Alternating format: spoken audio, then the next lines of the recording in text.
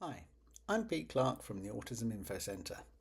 And today we're looking at autistic masking and camouflaging, which is the hidden and often exhausting effort by autistic people to hide their natural traits so they can fit in with the world around them. This is a really important thing because this invisible performance carries a massive cost for them, and understanding it is the true key to genuine well-being and acceptance. Have you ever had to pretend to be someone you're not for a whole day, carefully calculating every single smile, every bit of eye contact, and every word you say? For many people on the autism spectrum, that exhausting performance is just an ordinary Tuesday. Today, we're going to talk about this whole invisible effort that I'm talking about. We'll explore what masking really is and why people feel the need to do it, as well as the heavy toll it takes on their health and some practical ways to help create a world where nobody has to hide who they truly are. When you interact with an autistic person, what you see on the surface might only be a tiny fraction of the full story. To navigate a world designed for neurotypical brains, which basically just means brains that work in a typical way, many autistic people use a constant effort to manage how they present themselves. That's what's known as masking or camouflaging. It's the act of hiding your natural autistic traits to fit in with society's expectations, and it acts as a form of social survival. Masking is a conscious or unconscious process where autistic people learn and practice and perform social behaviours that are otherwise considered typical, even when those behaviours don't feel at all natural or comfortable to them. It involves actively pushing down your true autistic traits, such as direct communication styles or sensory sensitivities, and replacing them with learned mannerisms that society finds more acceptable. Imagine having to manually calculate every social interaction, like knowing when to smile or how long to hold eye contact that makes you feel uncomfortable, um, what phrase you should use next in a conversation, and whether your body language even looks normal. This constant performance requires immense brain power and emotional energy. But why would someone feel the need to hide who they really are? The motivations to mask are incredibly powerful, and they often come from a deep need to feel safe and accepted. From a young age, many autistic children realize that their natural ways of being are seen by others as being different. Now, this unfortunately leads to social exclusion and misunderstandings and even bullying.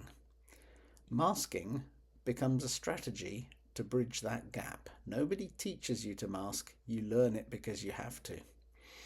You want to be avoiding being singled out. You try to gain the social acceptance and belonging that we all want as human beings. People also mask to avoid negative consequences. Unmasked autistic behaviours can easily be misinterpreted by people who don't understand them. A direct communication style might be seen as rude, or a lack of eye contact might be viewed as dishonest or disinterested. So, to avoid criticism and social punishments in places like school or work, many autistic people quickly learn to camouflage their traits. They meticulously study and mimic the unwritten social rules so that they can appear socially competent and navigate their lives more successfully. Masking can take many different forms, and the strategy used are often highly sophisticated. For example, a person might force eye contact. They might make and maintain eye contact even when it feels intensely uncomfortable or overwhelming or even physically painful. They might also spend a lot of time mimicking social behaviours.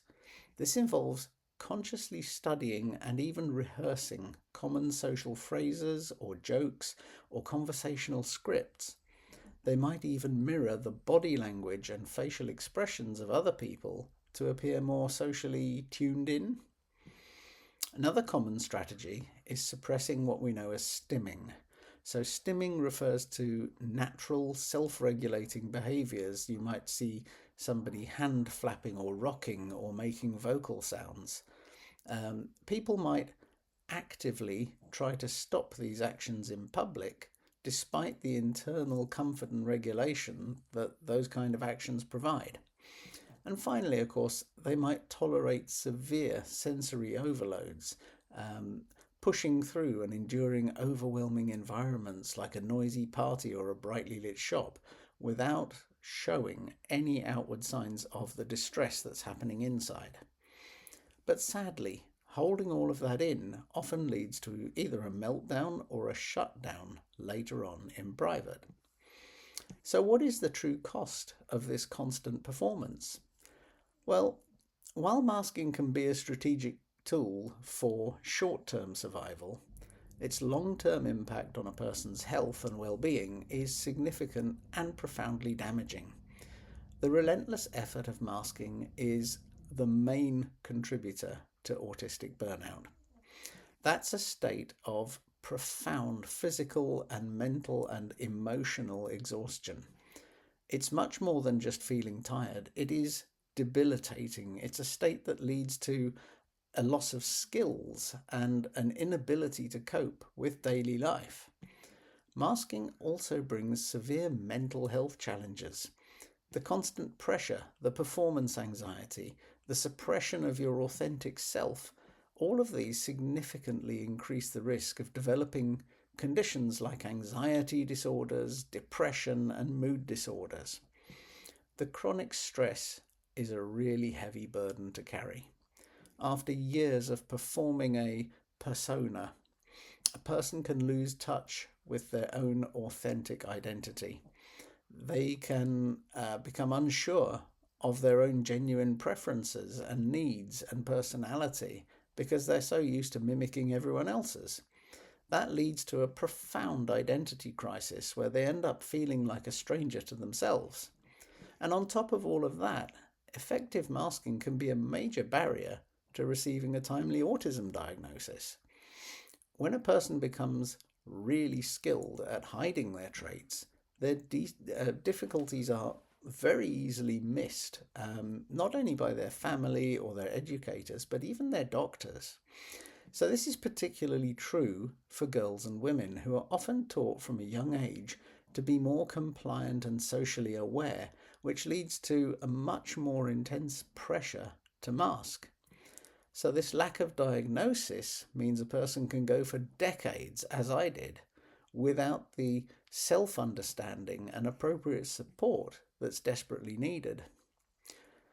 That all means that masking is a true testament to the incredible resilience of autistic people and the immense effort they expend just to exist in a world that simply isn't built for them. Recognizing this hidden labor is the first step toward creating a more compassionate society. We don't need to ask autistic people to be better at masking. Instead, we need practical ways to make society better at accepting it. We have to work to create homes and schools and workplaces and clubs and venues and communities where autistic people feel safe and valued enough to be their genuine, authentic selves. This means everyone else needs to educate themselves about autism, challenge the old stereotypes, and celebrate neurological diversity with dignity and respect. When we encourage genuine acceptance, we reduce the pressure to mask.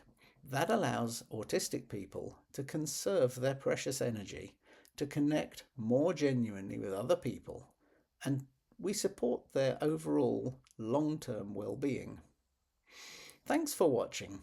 Please subscribe now on YouTube and follow Autism Info Centre on social media, or visit autisminfocenter.org for free news, articles, books, videos, podcasts, resources and courses. See you in the next video.